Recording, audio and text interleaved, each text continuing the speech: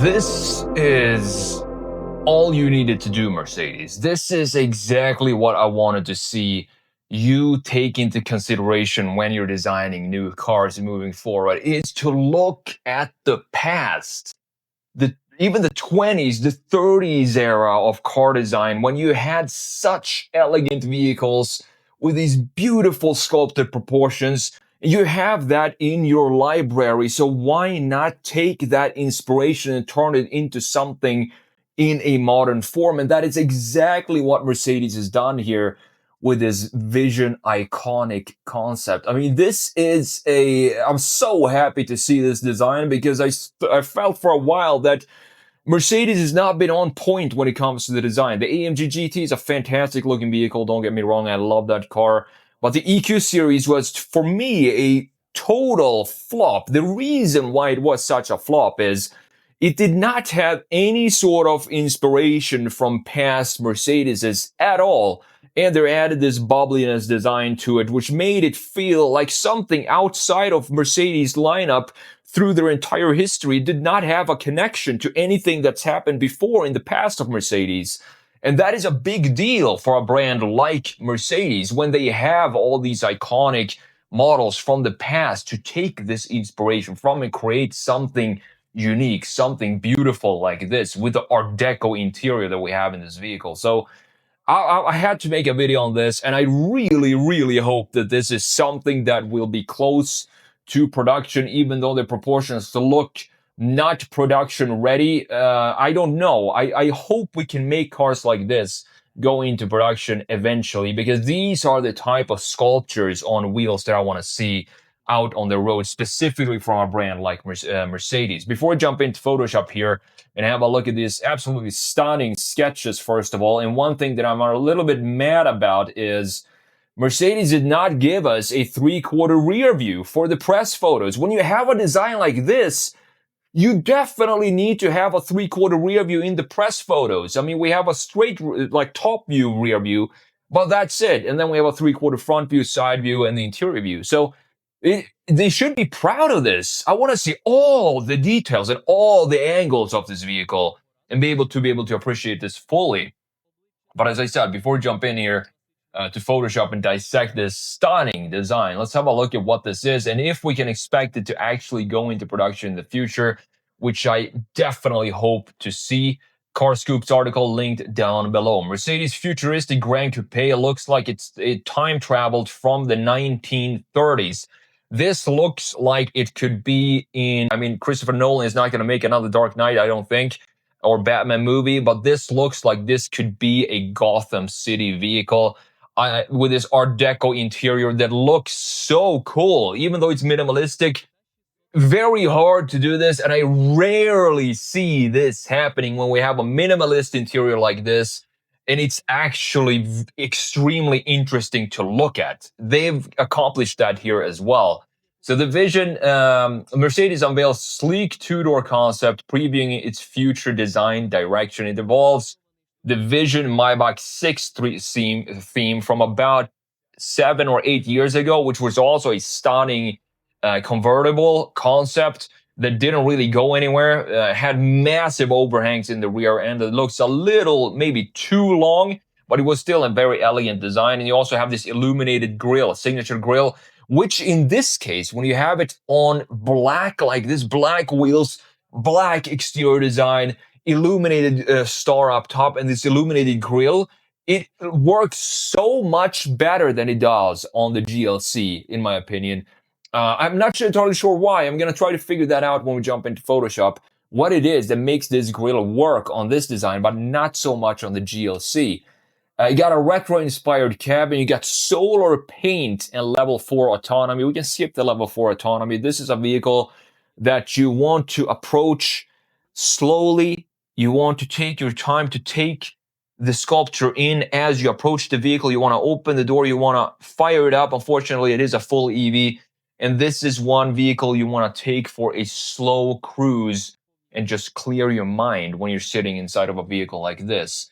The exterior blends styling cues from Mercedes' past, fused with futuristic details. The iconic grille, first shown in the production GLC EV, proves that a large illuminated panel can look good on vehicles if the stars align properly. And I think they did that here. The overall inspiration for this are classics like the W108, the W111, and the 600 Pullman, combining all those and also the 300 SL Gullwing into one modern shape. I think the designers here, they did a great job, and I'm glad to see Mercedes back on track with vehicles like this that I'm expecting to see from Mercedes. The long hood is emphasized by the side gills on the fenders, continuing the lines of the short windshield.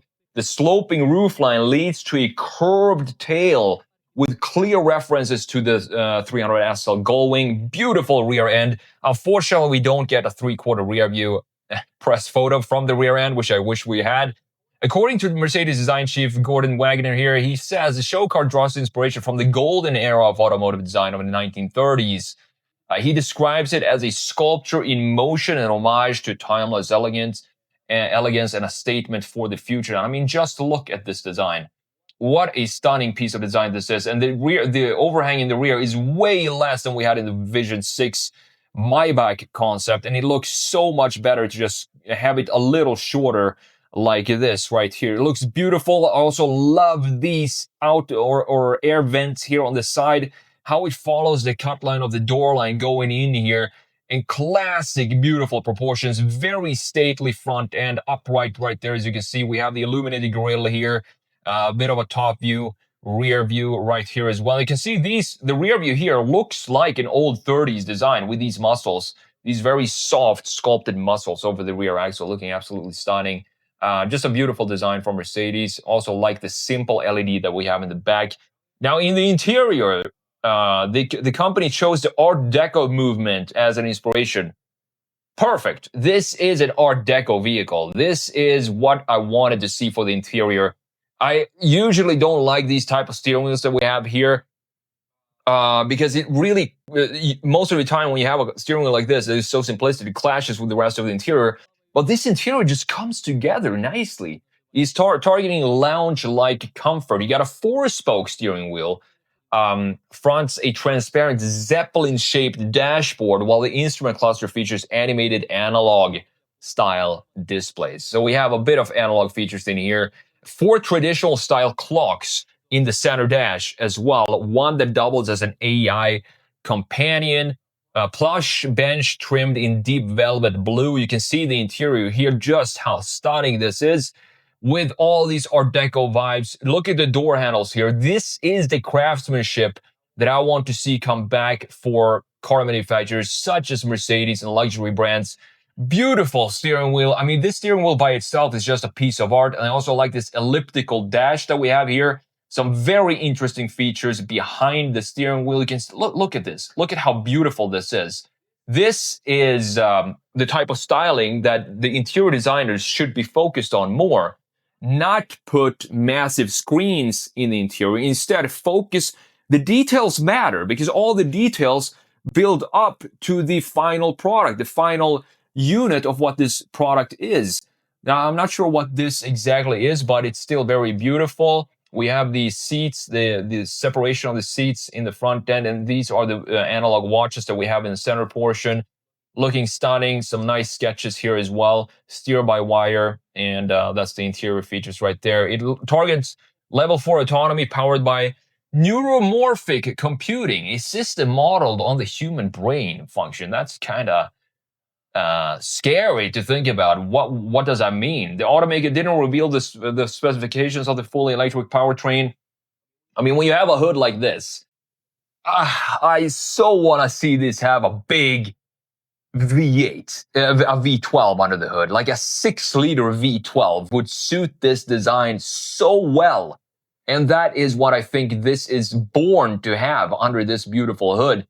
Now you do have, it is fully electric, of course. You do have solar coating that covers the entire body. And this finish not only charges the battery, but can also deliver up to 12,000 kilometers or 7,500 miles of range annually from pure sunlight. This is a very cool technology. I don't think I've ever heard of it before. When you have the paint itself being, generating electricity for the range, that could be something that we're seeing in future cars. But these sketches, I mean, absolutely stunning. If I were to design a two-door coupe for Mercedes, big one, it would look exactly like this. Just classic lines and proportions. The next generation that's expected, the S-Class, is expected towards the decade's end, should offer both internal combustion and battery electric powertrains. Now, we don't know if this is hinting what the next S-Class is going to look like.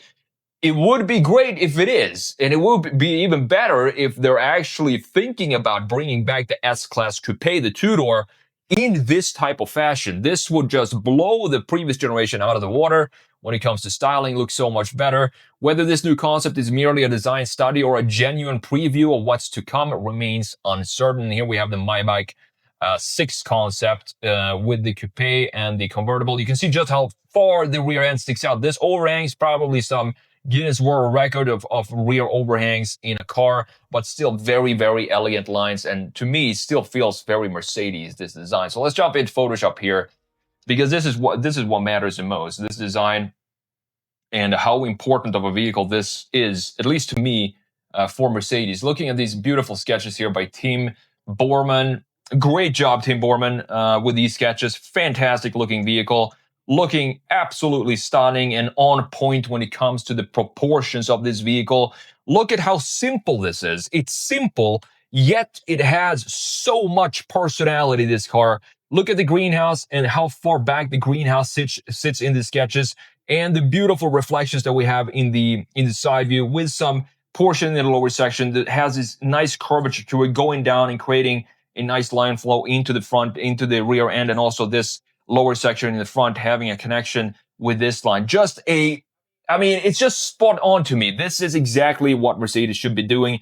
Very upright front end. And this is the illuminated grille right here. We do have the 3/4 rear view in this case. Beautiful looking wheels. I do think in this case, since we have a splash of silver on the spokes, it actually suits it to have a covered up wheel like this with gloss black finish. It just looks menacing, but at the same time, extremely elegant. And this rear end, as they said in the article, is just a clear reference to the 300 SL, the Gullwing design, the classic, iconic design of the Gullwing coming back in a modern form. Now, looking at the real car here, look at how everything is smooth. We have a couple of sharp key lines to house the key graphics. And in this case, the features, the graphic features that I'm normally not a fan of when it comes to Mercedes, they for some reason just work in this case.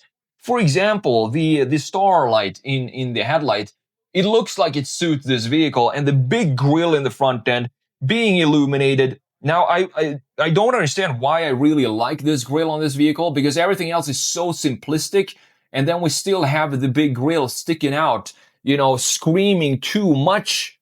I thought I would say when I saw this vehicle, but now when I see the complete package, it actually works for reasons I don't really can put my finger on why it actually works.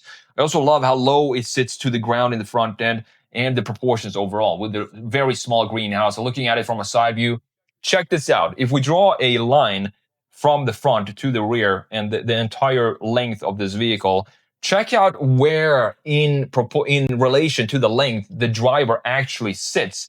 The driver sits way back here. The last third of the vehicle is where the driver actually sits. So he sits way back here, and he has this whole entire hood to look over when he's driving and appreciate that he's sitting way back. And this is the reason why I think it would be so nice to have a V12 under the hood right here that pulls this car forward. The difference between a luxury vehicle, when you have a V12 in a Mercedes S-Class, for example, compared to a Revuelto or a Aventador or something like that, is when you have the V12 in the back being mid-engine, it feels like in a supercar, it actually pushes you forward, and you feel this kick in the back when you're stepping on it. In an elegant luxury vehicle like this, it's almost like a strong hand is just pulling the car forward. You want to be pulled in luxury spec and you want to be pushed in supercar spec. And I think this would be such a fantastic vehicle with a V12 under the hood, but that's probably not going to happen, unfortunately.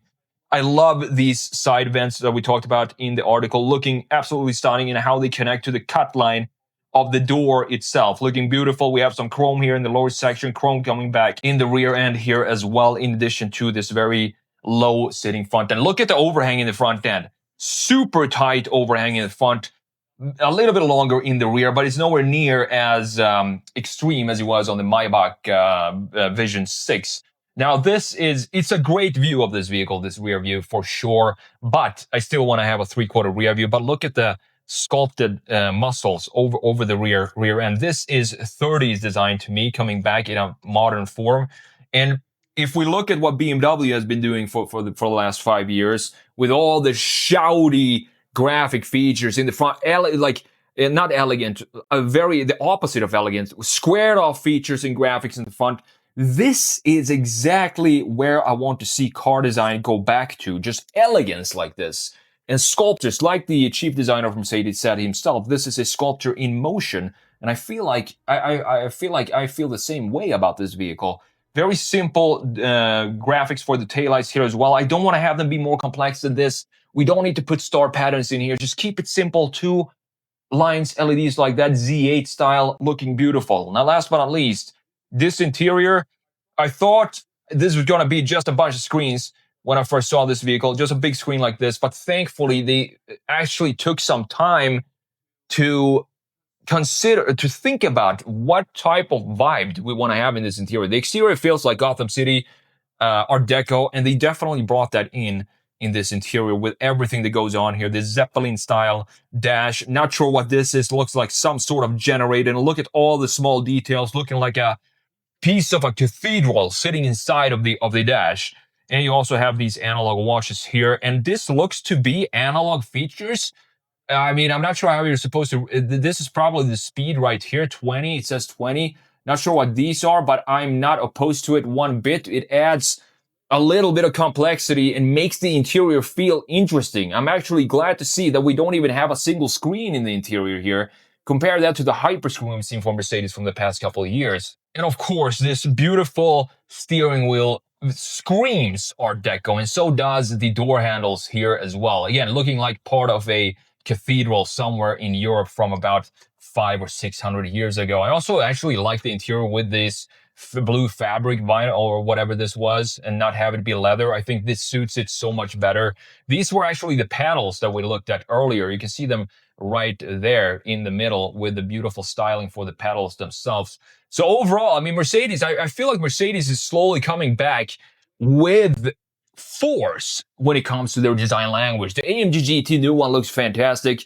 I can't wait to see what the next S-Class is going to look like, and I really hope it's actually going to take a lot, 90% of the inspiration from this one. We could make this into a sedan for sure and still have some very, very nice proportions. And I really hope that is what the next S-Class is going to look like.